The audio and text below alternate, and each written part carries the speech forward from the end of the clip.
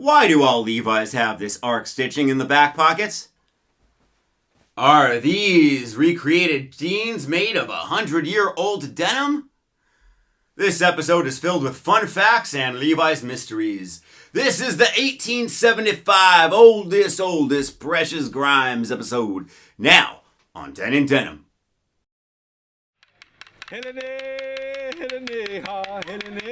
Let's start this in the way back. Once, all that existed were the eagle that spread emanations of matter, forces, and energy throughout the universe.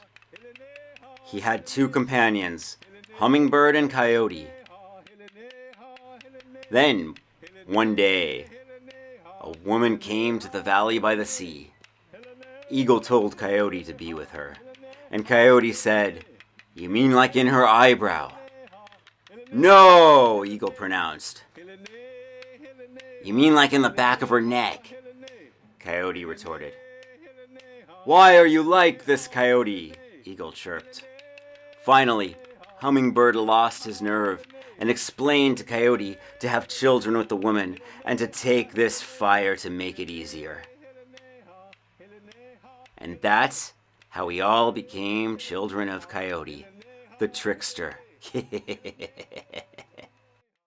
This is the creation myth told in one variation or another for thousands of years in the land of California. I see no reason not to keep retelling it. The people who lived in San Francisco were known as the Ramaytush, which is the Chochenyo word meaning people of the West. Naming practices for the tribes in America seem to be that you name your neighbor, but not yourself. Go figure. Prior to the arrival of Spanish, they numbered almost 2,000. But by the end of the mission period, only a few families would survive. The Ramaytush were a collective tribe with lots of independent tribes throughout the peninsula. One such tribe, the Yelamu, were completely wiped out. There are no known living descendants of the Yelamu.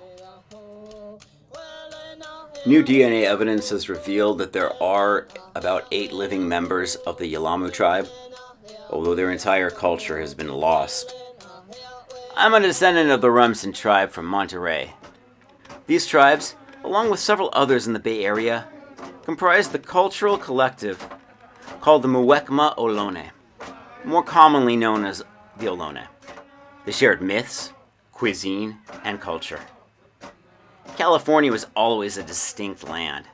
It was almost as abundant in natural food sources as the Pacific Northwest. The main dishes, from Klamath Falls all the way down the coast to Cabo San Lucas, would have dined and grilled abalone and acorn bread, highly nutritional protein sources that covered the land and ocean. It created an egalitarian society of small tribal bands that had enough resources to craft skilled trades and yet refrain from warfare. The first peoples of America had varied cultures and a lot gets over-romanticized. However, in my research of the breadth of cultures that did exist pre-Europeans, ancient California seems to be the most idyllic and serene place to inhabit in all of North America. This was what life was like for most of human history. Then, Junipero Serra and his missions show up. While I do enjoy studying and visiting California missions, they are a monument to the genocide that occurred 200 years ago. Some tribes, like the Yelamu, were erased completely. Most were decimated and had their culture evaporated to fragments within a generation. Those that survived lost their languages. Some married into Spanish families and became Californios. The few that continuously celebrated the old customs are part of the good fight that will endure in this land. One tribe who would not go peacefully were the Kumeyaaya, people of San Diego. When the Spanish set up their first mission in the area, the Kumaya fought back fiercely and overtook the soldiers and the missionary party. However, the Spanish would be back to erect a citadel with 100 times as many soldiers. A rather peculiar incident occurred in the year 1846. President Polk wrote a secret letter to Marine Sergeant Giuseppe, telling him to discreetly round up a brigade and independently try to take a fort in California and see if Mexico notices.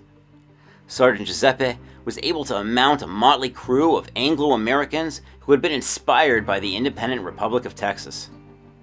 On June 14th, the Bear Flag Revolt was staged in Sonoma at the station of Mexican General Vallejo, who readily accepted surrender.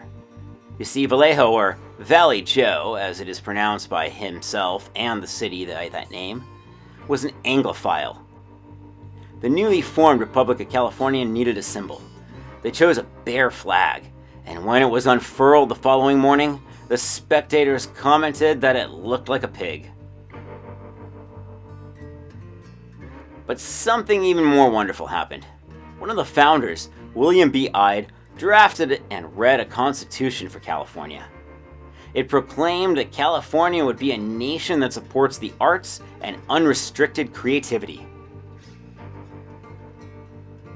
3 weeks later, on the 4th of July, California was absorbed into the United States with the promise to become a state as soon as it got the residents required. Then the 49ers happened, and 1850 was the year California became a state, and Mr. Strauss first stepped foot in the Frisco Bay.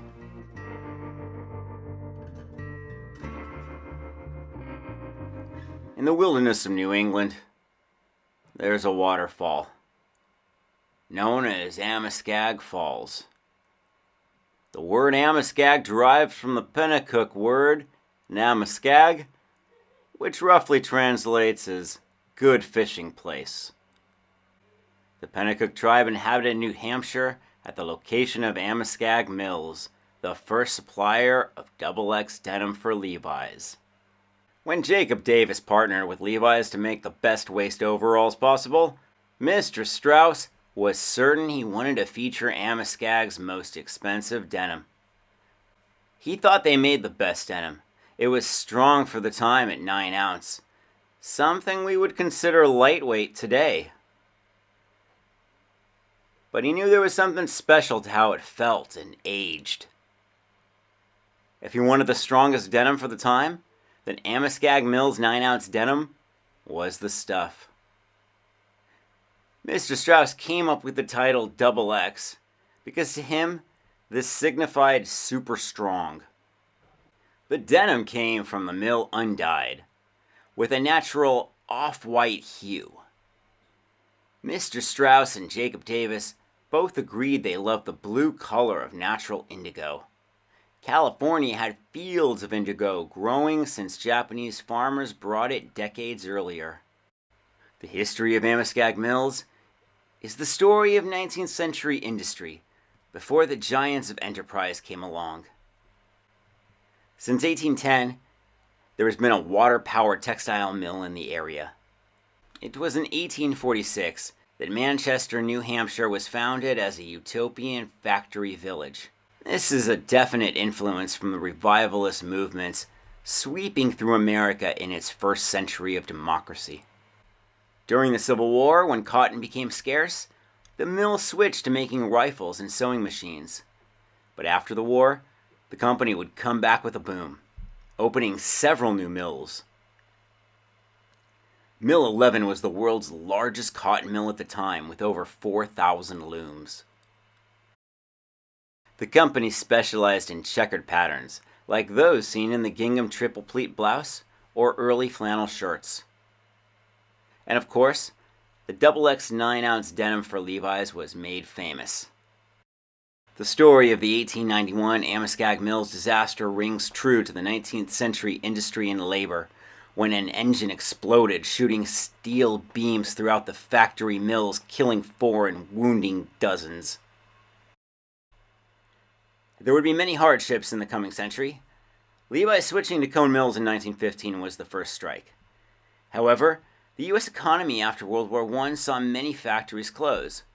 Then, in 1922, the workers went on strike.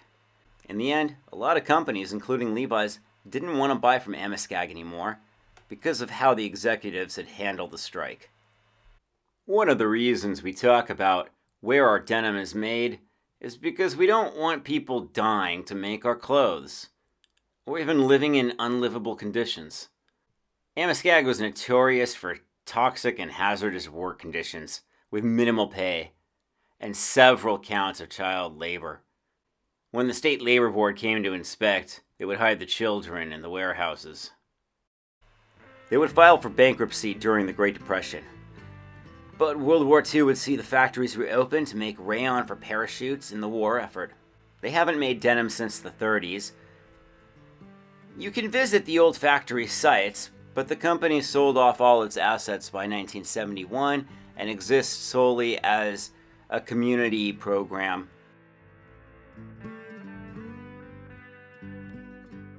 This is Jacob Davis, the tailor, at work. Jacob Davis did two things very well. He ran an efficient and successful factory. So good that his son, Simon, inherited the job from him without question.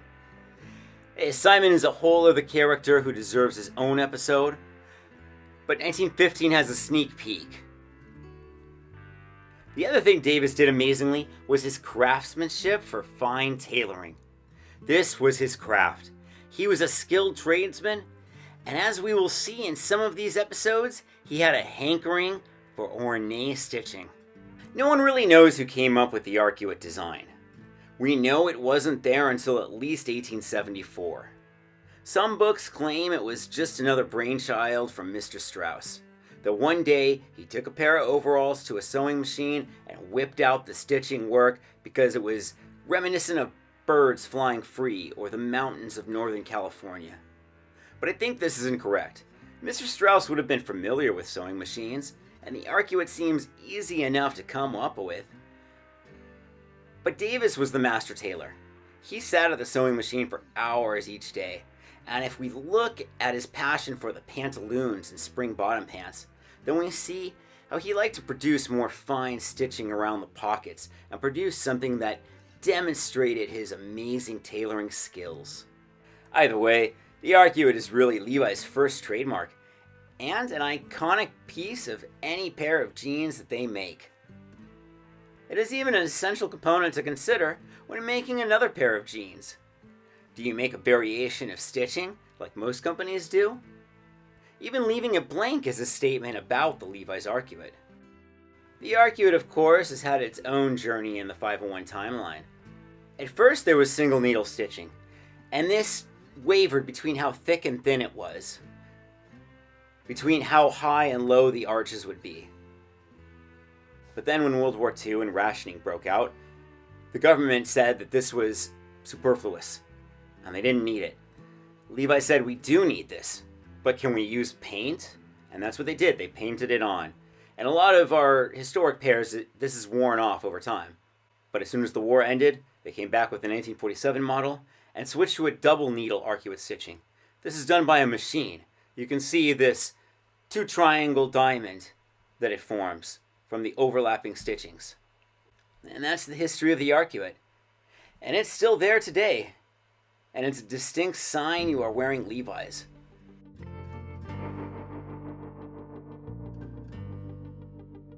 I like to get you as much information as I can about how each pair of recreated 501s and XX fits. But a lot of us aren't buying these to wear. It's nice if they fit you. Even if you're just collecting, sometimes you like to try it on. But we also like the fragments, seasonal cards, and just collecting in general. It's nice to have something that fits you well, but let's take a look at what happens if you go way too big. First of all, these are called overalls because they go over all your clothing. So let's try them with a pair of 1880s chinos underneath. Okay, still a little loose. This works if the outer jeans are 3 sizes too big, but not 5. Let's try it with my modern 501s and a belt. Now let's try the old tuck out. Well, that's still loose. There we go. Now I'm ready to time travel. But for relative sizing to other years, the 1875 Oldest Precious Grimes fit a little looser than measurement, so you could probably downsize.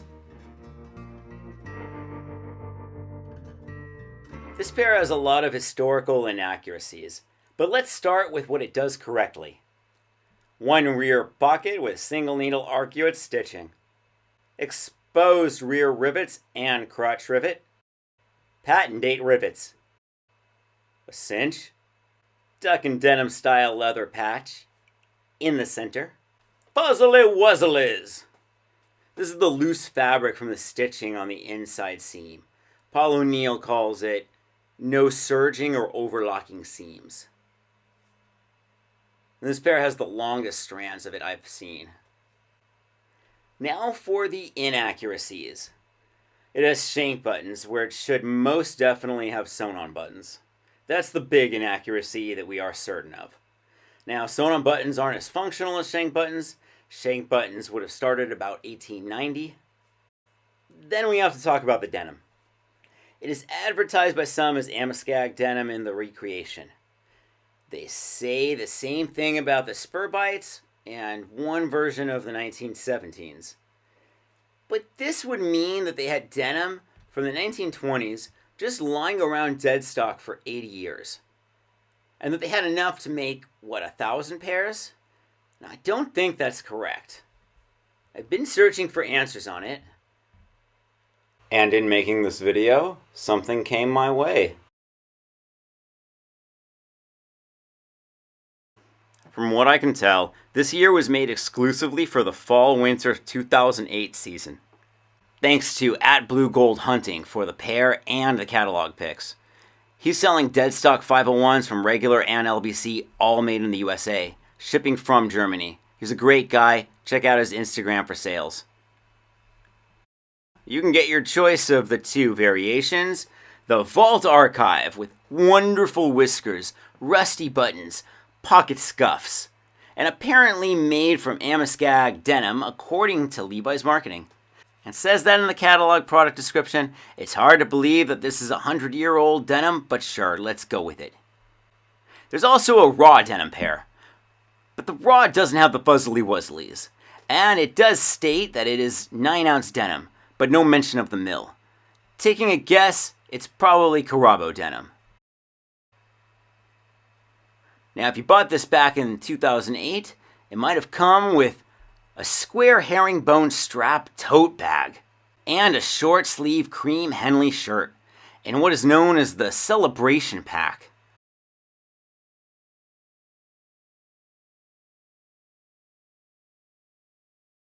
This comes from the product description of the fall 2008 LVC catalog again. Product heritage. The newest piece in the Levi Strauss & Company archives is also probably the oldest. Dated back to 1875, this precious pair of denim waist overalls was discovered in a Nevada mining town. Made with 9-ounce denim from the Amoskeag Mill in Manchester, New Hampshire. These jeans carry shank buttons, patent rivets, single needle arcuate, cinch back, and 4 pockets. The precious original pair, nicknamed the oldest, now resides in a fireproof safe in the Levi Strauss & Company archives in San Francisco.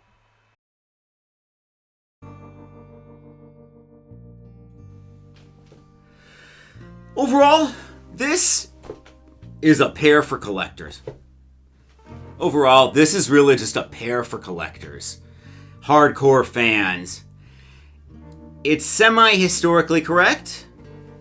There's the mystery of what it's based on. We've never seen Levi's do a video showing this pair in the archives. We know that there's now an older pair of the 1873-1874 9 rivets, and we've been calling the double X from 1879 the oldest pair. There's the mystery of what this is made from, and according to the catalog, they're saying it is Amoskeag denim. It's hard to believe, but let's go with it and compare that feel. When I compare the feel of cone denim to Japanese denim or to this Carabo, I feel this smoothness in cone denim. This is very a rough feel, but also that kind of worn-in blanket that you will feel getting softer as you use it. Is it possible that it's 80-year-old denim and there were only less than 300 pairs made of it? That I could believe. It was sitting around in some factory, they closed up the Valencia Street factory and found it lying there. It is possible. I counted 278 pairs of the collector's bags, and that's really, I think, what attracted me to it. I love the rusty buttons. I love the detail of rust and copper patina as it ages. These whiskers are amazing that it has. I'd love to work those in for my own pairs. But the jangly buttons, it's just a little too much. Not good craftsmanship there. I think I really fell in love with the whole pair of jeans from the celebration pack. That you would, this feeling of going back in time and going to the general store, getting your pair of jeans, getting your Henley, pack of jerky, throw it in the bag, head into the mountains, and I don't see it till next year. What do you think of the oldest? Have you got anything to add to the mythology of it? Have you got a pair of them? Do you wear them? Next, we'll be doing the pantaloons and then the 1879s. Thanks to all my Patreon members. Join for as little as $1 a month. Lots of bonus features. I'm Dan. Thanks for watching Den and Denim. Love your jeans.